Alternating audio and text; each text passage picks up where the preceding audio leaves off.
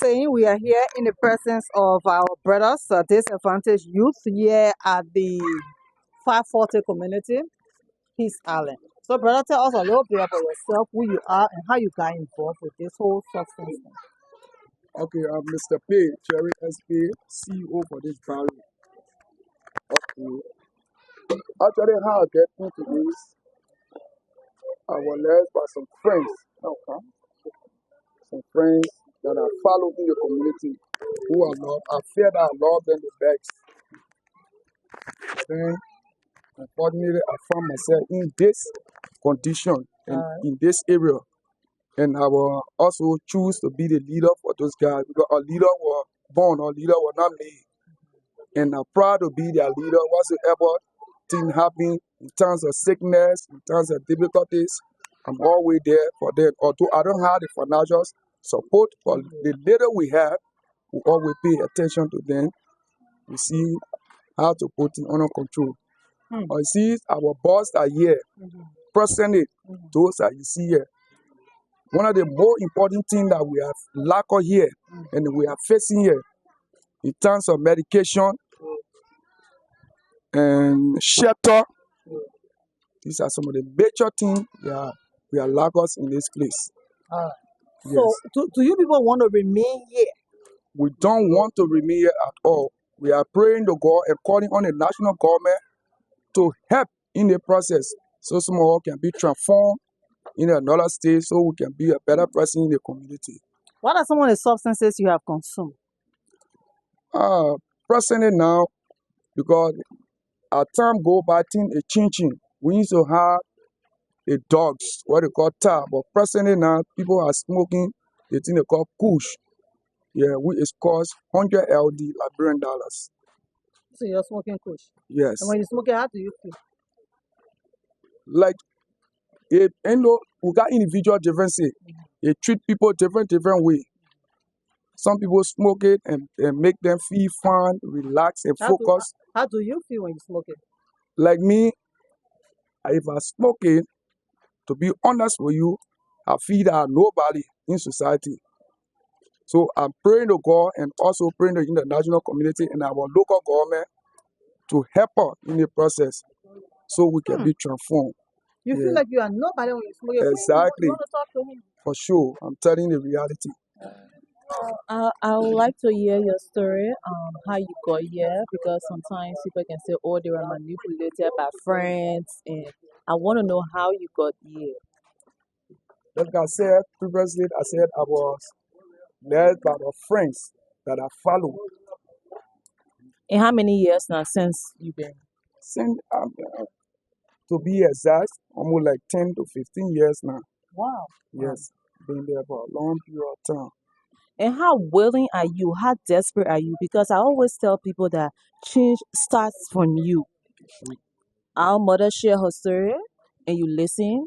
She took the initiative first before anything. So how desperate are you? How willing are you to leave this life behind?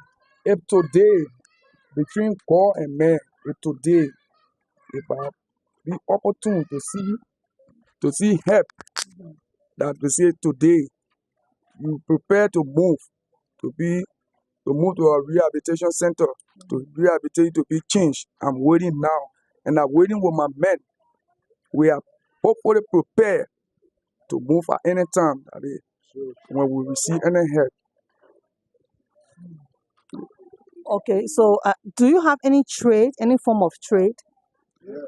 Yes, we are many other friends that you see around. Some of them do carpentry, plumbing, different trade, etc., etc. What can you do?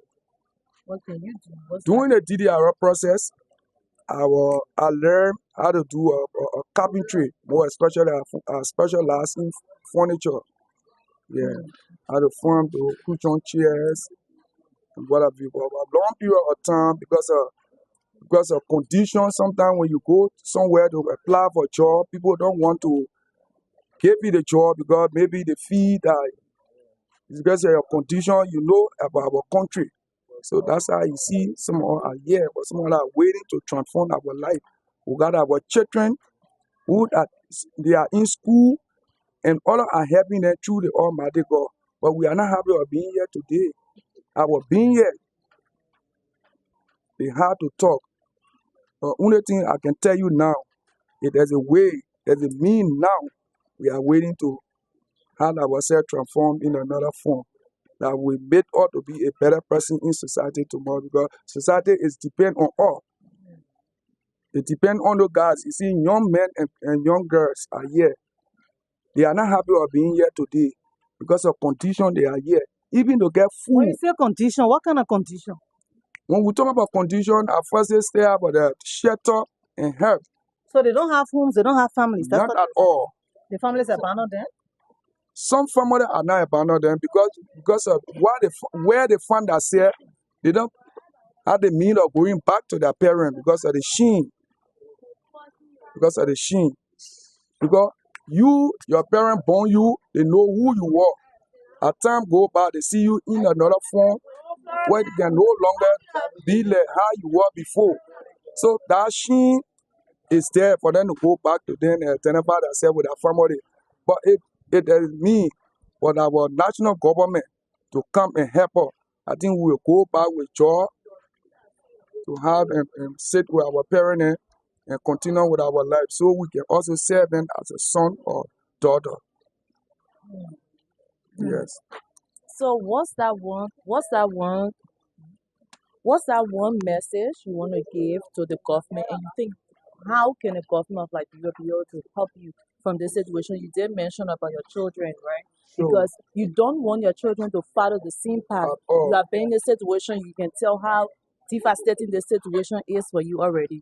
What are those messages you think you can give to the government of Liberia or people that are watching to be able to help you? Okay, what the message I get to give it to the government? The government first off, there were a lot of rumors that were circulating that they are facing a lot of rehabilitation home. But since then, no action, nothing. We are still reminding them that we are waiting. We tired being in the ghetto. We are tired and tired. We asking them, please, our president, Uncle Joseph Yima Boakai and Jeremiah Kuhn, let them help. Let them get run our international panel. So let them see the need of helping the youth. We are the future leader. We are the future leader. If they sit and see the future leader destroying, then I see no reason. I see no need. So they need to do more when it comes to the More and rehabilitation homes. more and more. All More right. and more. So besides the government of Liberia, have any other NGO, maybe local governmental organization, any of them came here to talk to you people, maybe take down your names trying to create a process or put you into a system where they will be able to rehabilitate you people? Not at all. Even we have been calling on our representative of the district. No answer, no response, none at all. To see any assistance for any local NGO or international partner. Nothing. Even our government. Nothing. Absolutely nothing. Well, that is the reason why we are here, all right? So that your stories can be told, so that people can see what is happening outside of Liberia, inside of Liberia. So let's see now tomorrow, somebody watch this story and say, oh, we want to go in Peace Island, 540 again, 540 Peace Island to help this brother and the rest of the people that, because from what I see, you are the leader leading this clan to Exactly. help them.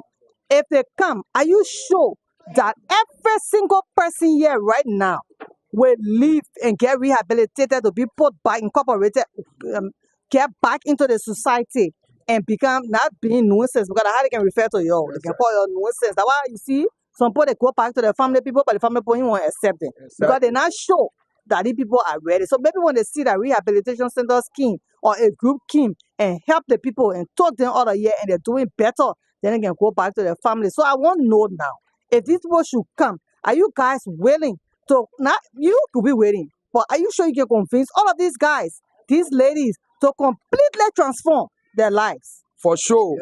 For sure. Because that's how I'm the leader. I'm the leader. I always have meeting with them at the end of the day. Everyone that here, when I call onto them, they are waiting to sample at any time. How And they well are do you waiting. help them to minimize the substance intake? Say that again. How well do you help them to minimize? Not to just be sitting there and just taking and just taking and just Take it 4 or 3 times. Okay, I always give them a piece of advice. If you are smoking, sometimes you walk and in a day, sometimes you do a little job in the community that will help you to earn a little cash, not to sit in the ghetto the whole day. Because if you sit in the ghetto, there is no mean of getting anything. As you can see here, nothing. I think the question is, or the question was, how can you help them to minimize? Meaning, if I can take it 4 or 3 times a day, Father, how can you help them to say, hey, reduce it to 1 or 2 Wow, times? okay, I got it. So what I normally do, I got a team that I put in place. I got a team along with the fast staff that normally go, if you are to smoke 4 times a day, we drop it down to 3. In another week, we drop it down to 2. So that's how we are doing. Yes. So in collaboration with the faster and the team that are just funded is what we're working on, and it's been going on gradually. Okay. Yeah. All right. You have anything else to say? No, I said that's a good initiative. In as much as you are leading them, at least you are taking some responsibility to guide them in the right path, little by Sure, little. that's what I normally It's a do. gradual process. Yes.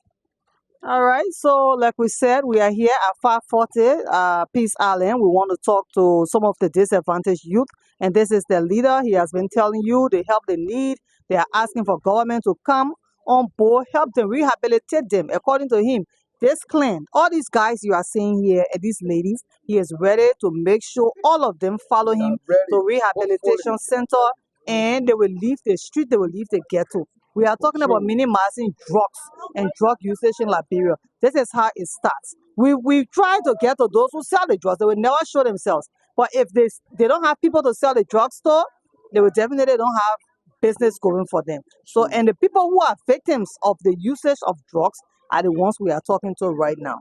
And some of them, they say they have their trade. They are plumbers, they are carpenters, they have different kinds of trades, but they can't even go home to their families again. The families don't want them because they have become nuisance to the society. They call them rogues, they call them criminals. They are saying they have their story yard, and this is where they can gather.